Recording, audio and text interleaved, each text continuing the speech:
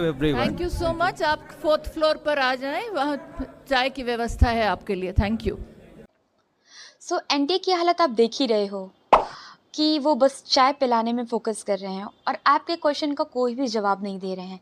ऐसे में आपका डिप्रेस होना ठीक है बनता है कि अब आगे क्या करें। और जब आप 3-4 ड्रॉप ले चुके हो उसमें तो और भी टेंशन हो जाती है, फैमिली प्रेशर रहता है, रिलेटिव ताना मारते हैं, आपकी सिचुएशन वो नहीं समझेंगे कि आप कितने डिप्रेस्ड हो। और वो आपकी गलती नहीं है, आपने मेहनत की थी, लेकिन ये एनडीए के साइड से फॉल्ट हुआ है, पेपर लीक हुआ है और वो ये सब नेगलेक्ट कर रहे हैं। आपको रिलेटिव बहुत ताना मार रहे हैं, फैमिली प्रेशर, कुछ कुछ पेरेंट्स समझते भी हैं, लेकिन कुछ कुछ फैमिली के साइड से प्रेशर भी बनता आया है कि अब आगे क्या करना है। सो आप बहुत परेशान होगे, आप सोच रहे होगे कि ड्रॉप्स ले कि ना लें, और ले तो और आगे फिर से ऐसा ना हो। तो ये सारे क्वेश्चन आपके मन में आ रहे होंगे। आई नो, मैं आपकी सिचुएशन बिल्कुल समझ सकती हूँ। और आपको अब क्या करना है, एक जगह आप बैठिए। अगर आप 3-4 ड्रॉप ले चुके हैं और अब आप मतलब अंदर से अपनी कैपेबिलिटी समझ में आ जाती है कि अब हम कर सकते हैं कि नहीं।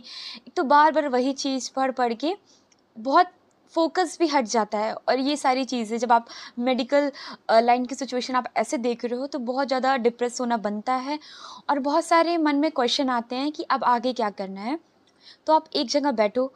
अगर आप मतलब कि एक ही साल अगर आप अब ड्रॉप किए हो और आपका 500 या 550 मार्क्स आ रहा है, तो आप अपने आप को एक चांस दो और एमबीबीएस के लिए आप आगे ट्राई करो।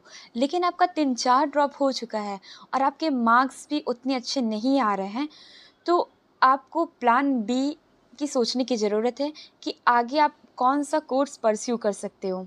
देखिए, मैं आपको डीमोटिवेट नहीं कर रही हूँ, लेकिन अगर आप 3-4 ड्रॉप ले चुके हो और आपके मार्क्स भी उतने अप्रोप्रिएट नहीं आ रहे हैं, तो आप दूसरे कोर्स में अपना टाइम स्पेंड कर सकते हो और अपने करियर पे आगे फोकस कर सकते हो। देखो, क्या होता है कि अगर 3-4 ड्रॉप अगर आप लेते रहो तो आपकी एज भी हो जाती है, फैमिली प्रेशर बना रहता है, शादी वगैरह का। ऑफ कोर्स ये गर्ल्स तो बहुत ज़्यादा मतलब ये प्रॉब्लम फेस करती होंगी और रिलेटिव साइड से भी बहुत ज़्यादा प्रेशर आता है। ठीक है, ऐसे टाइम पे ये हाई टाइम है कि आप प्लान बी के बारे में सोचो कि आगे अब क्या करना है।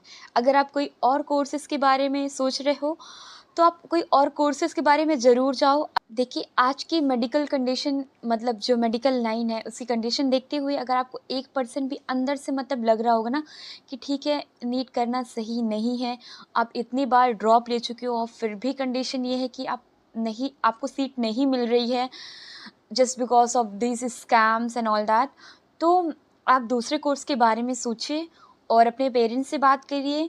और आप दूसरे कोर्सेज़ के बारे में जो भी और भी मेडिकल कोर्सेज़ हैं आप उनके बारे में सोचिए और करिए। अगर आपका एक ही ड्रॉप है और जस्ट बिकॉज आपके मतलब थोड़े बहुत नंबर हैं 500 टू 550 के बीच है, तो आप ड्रॉप ले सकते हो। आप अपने आप को चांस दीजिए। आपको लगता है कि मेरा बस क्वेश्चन पेपर मैंने ज़्यादा नहीं लगाया था, प्रैक्टिस ज़्यादा नहीं की थी, मेरे कॉन्सेप्ट सारे क्लियर हैं, बस प्रैक्टिस की वजह से मेरा नहीं हो पा रहा है, तो ऑफ कोर्स आप अपने आप को चांस दीजिए। लेकिन आपको ये लग रहा है कि मैंने क्वेश्चन भी अच्छे से सॉल्व किया था, मेरे सारे कॉन्सेप्ट भी बहुत अच्छे से क्लियर थे, लेकिन ये एनटीए की वजह से जो इतना स्कैम हुआ है, पेपर लीक हुआ है और इतना ग्रेस मार्किंग है स्टूडेंट को, इसकी वजह से मैं पीछे रह गई या रह गया, तो ऑफ कोर्स आप अब दूसरे कोर्सेज़ के बारे में सोचिए। जहाँ अगर स्टूडेंट की हालत इस तरह है और कोई भी सुनवाई नहीं है, तो आप अपना फ्यूचर को देखिए, आप डिप्रेस होने की कोई ज़रूरत नहीं है। और भी सारे मेडिकल कोर्सेज़ हैं जिसको आप परस्यू कर सकते हैं और एक अच्छे डॉक्टर बन सकते हैं। Thank you for watching and do subscribe to my YouTube channel and don't forget to press the bell icon. You can also follow me on my Instagram handle Vedic Scholar Soul. Thank you.